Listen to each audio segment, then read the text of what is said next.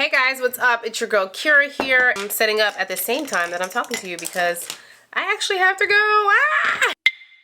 Yeah. So today I am doing a quick little brunch with a homegirl and I am out the door. If you notice that I'm not giving you guys a lot of eye contact, it's because my mirror is actually down here. But the other day I had put on Instagram that, you know, what do you guys want me to talk about on my YouTube channel? Give me some topics, because whatever you guys want to hear, that's what I'll make. So honestly, the main thing that I got, y'all, was how did you become an influencer? Give me some email templates. What's this? How did you do this? So I was like, you know what? Y'all want to talk about it. That means y'all gonna watch. So let's get into it. So just a really quick heads up, I am not going to be going over like my makeup, what I'm using. I will link my other video for that. I have a full video of like how I do my makeup, so you guys can check out all of my products there. For right now, I just want to talk about why we're here, and why we're here is to talk about how I became an influencer. Okay, so it's more of like how I became an influencer, less of a get ready with me. I'm just trying to kill two birds with one stone, because you know what? It's called multitasking.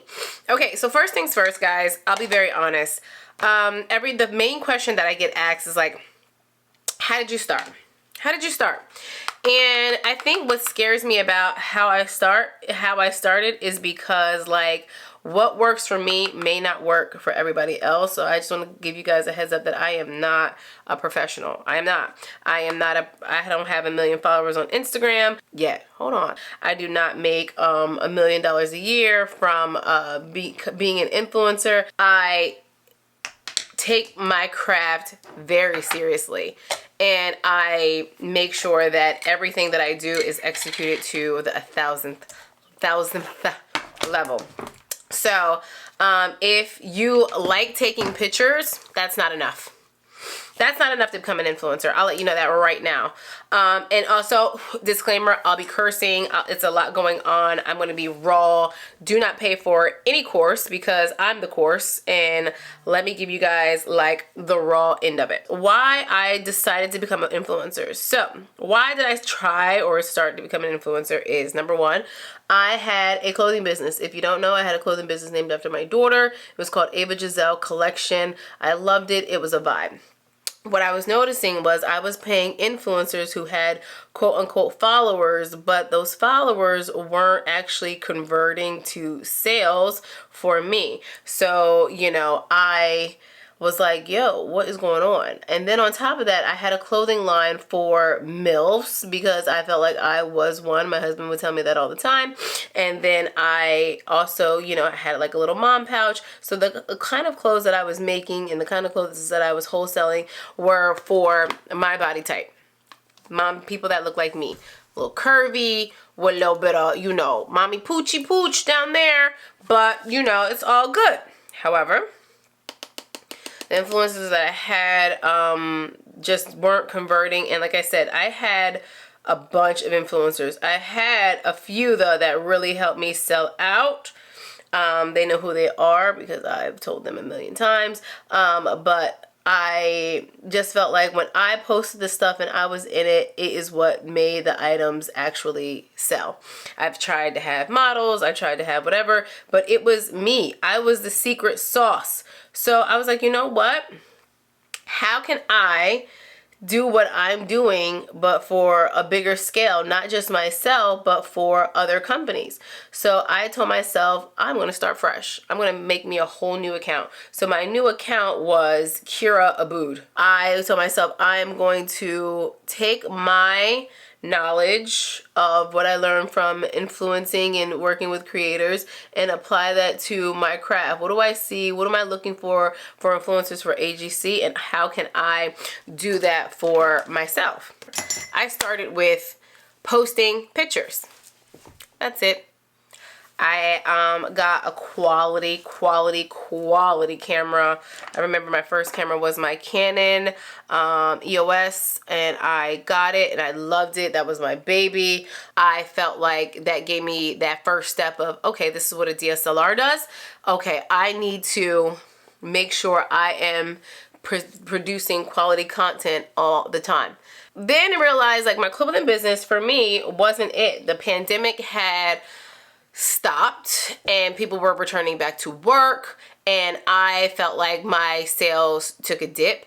I also had a bad hire for my company, someone to help me promote like my social media, and I felt like all of my numbers just was not it, and like it was more about the aesthetics and less about like the clothes. And I felt like, you know what, this is the time to just be done. I'm the secret sauce to this clothing brand. I really can just do this on a bigger scale. I don't have to do it for just my company. So yeah, I'm done.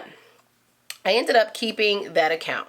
God told me, do not close, okay, that account for AGC. Keep it because you never know when you're going to need it. So what happened was when I finished AGC, I was probably at 63,000 followers, and I had about 15,000 followers on my Cura Boot page. So I was like, all right, bet. What can I do with these people here? What can I do? So I told myself I am going to try to reach out to brands to work with them. At the time I had a friend, she had a fitness business. Me and her kept promoting each other's stuff, and we gained some followers from that.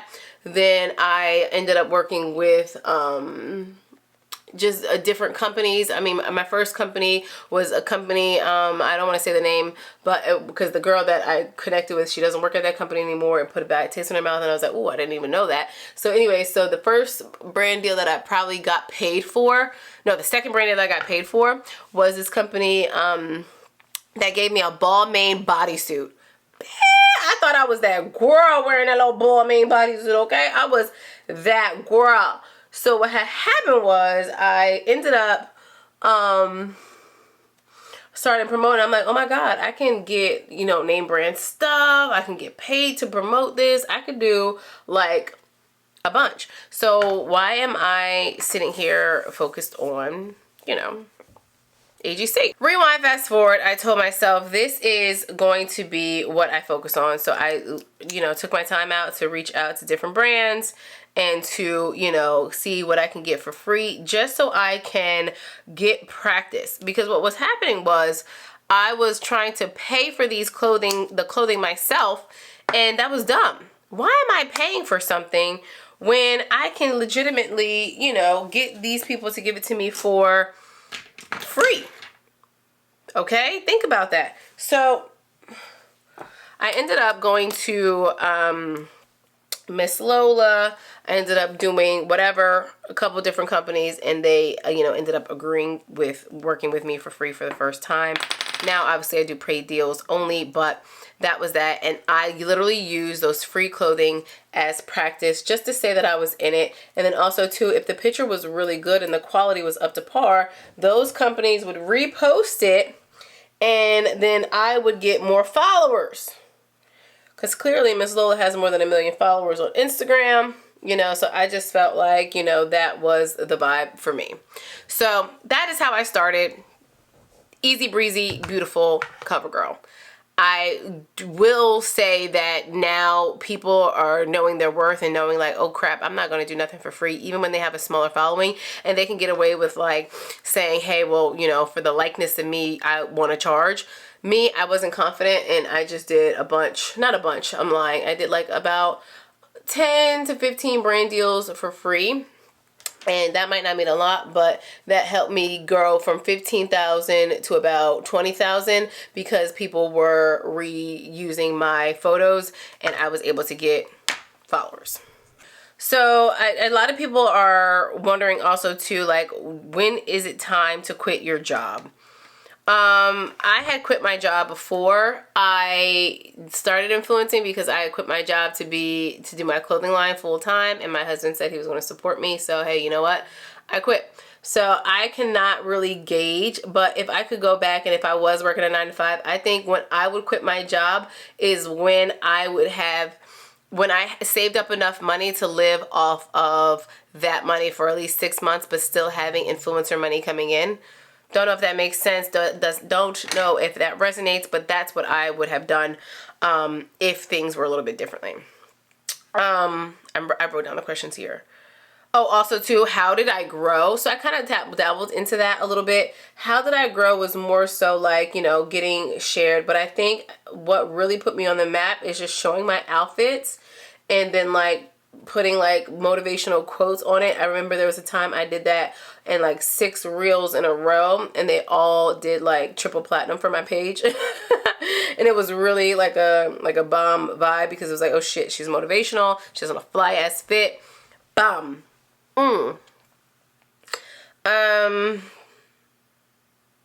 Do I have a strategy? Okay, so I'm gonna be very honest. I used to have a strategy. So when I started out with my Instagram was like creamy, dreamy. So I have like aesthetic strategy, and then I have like how I want my feed to look. Cause you know, Instagram is really about the aesthetics. Like they care about the freaking aesthetics. They don't care about you know, the rawness anymore. They just like, how pretty can this picture get? You know, that's what I think Instagram is about. But my strategy, honestly, is, you know, posting things right now anyway with intention. I feel like we are getting so lost in the sauce with trying to get these brand deals and to make it look good on our feed that it is taking away from why we're here, the sole purpose. Like, we are here to be social on social media. So tell us about yourself. Give us 5 fun facts in the comments. You know, show me your dog. Show me your house. Show me what you look like when you wake up ugly. You know, I feel like the strategy is be human. And don't get me wrong, fake doesn't necessarily mean a bad thing. Fake is more so like they're just showing their highlight reel. Everybody's showing a highlight. There's nobody showing, you know, the negatives. And I feel like there's so much beautifulness in the ugliness that we show. Like, I get more people commenting and liking my stories when I show my bare face. And I'm just like, ooh, bare face. I'll never forget. I was walking home from dropping Ava off at school, and I showed a picture of me in the sun with my bare face, and that got the most views on any story that I've ever gotten in my life. And it's like, why did everybody like that? Because I was raw. I was uncut. I was like, you know, showing who I really am. So the strategy is be you. And I think when we have these platforms where everybody's doing it big and everybody's like, oh my God, look at me. I just bought me a Bentley. Shout out to Leah Face for that Bentley off that YouTube money. Yeah, you are goals. But like when they show that, people think that them going to Whole Foods and getting some lettuce isn't cool. But that's my life. Or them showing, you know, me having a big old bump on my forehead. Like that, you showing that makes you not cool. Because it's not a Bentley. It's not a new Chanel bag. It's not a show your life. Be cringe about it, you know, because people freaking love it. I was at a point in my life where I was like, I'm just going to show like the pretty stuff and da da da da. Like I literally the last like 4 months I was just like that. Like I'm getting off of social media. Too many people know this and da da da da da da. But it's like you want a following. You want people to know you. Like I have lost interest in Beyonce because I don't know what's going on. So I'm lost. Where you at, B? So, you know, you don't want that vibe of you are doing everything you can to be on social media, but you're not being social and you're just showing your highlight reel. Because I'm letting you know right now, that's corny. It's corny. I've done it. And I'm tired of it. I'm going to start showing everything raw. I'm going to start showing my family. I'm going to start showing my husband. I'm going to start showing my crazy fluffy dog. I am just going to be me. And if you like it, cool. If you don't need to be here. Period. Unfollow. Okay, so let's go back to content creation because I got really passionate just now and I don't want to do y'all like that. It is too much. But let's go back to content creation because I really feel like what's happening with a lot of influencers or people who want to get in the influencer industry, they don't know what it takes to actually do content creation. So one thing that I love to do is I love to plan. I'm a freaking planner, okay? I'm a Virgo. That is just like what's in me. I will plan my entire existence. So long story short, I will say to myself, like, today is my content day, okay? I want to make this type of content to last me for this amount of time, and boom. So you know what I do? I plan it out. How many outfits do I need? What outfits am I wearing? What accessories am I going with those outfits? What location am I going to take this in? How many outfits can I get in that one location? Who's going to be my photographer? What days am I posting this? Before, and then also too, what's the caption? What's the intention? What is the goal? So I create content based off of my bigger picture. So manifest your life. You want to be the girl that is, you know, influencing, getting paid from these brands. Okay, so post like you got that item from that brand and you are about to make the best post in the world, and then so you can get recognized. That's it. Have a bomb picture. Have bomb quality. Have a bomb location that matches that outfit or matches what you're talking about. Like if you're talking about a water bottle, right? Or you're talking about a water that you just got from, what's that water? Fiji. You say, for instance, that Fiji wanted you to promote for them. Are you going to take a picture at the park? Are you going to take a picture at the gym? Are you going to take a picture in your kitchen? Are you going to take a picture, like what are you posting about? Then does that post go with what you want to talk about on a daily basis? Pick your content pillars. What do you want to talk about consistently? Do you want to talk about fashion? Do you want to talk about, you know, lifestyle? Do you want to show people what's popping in your city? Do you want to show people, you know, shit, what can you show people? Skincare. Like what are you talking about? What are we talking about? And then that's how you can create the content.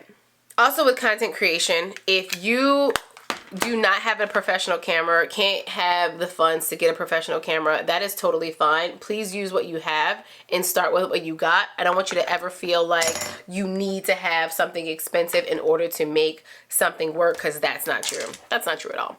Okay, moving along. Don't be afraid. Everybody is always afraid to looking stupid or making mistakes. And I think that is the biggest downfall in social media right now, is like everybody is striving for this silly perfection. And it's making me so frantic. Like, you got to have the perfect photo. You have to, and I get it. I just was talking about like having like the right scene, but that's for influencing. But if you just want to take pictures just to grow your account and to start getting like that feel going, remember, create things that you can constantly create. For me, when I have my Curious Fashion Finds page, right? What do I have? I have my YouTube set up.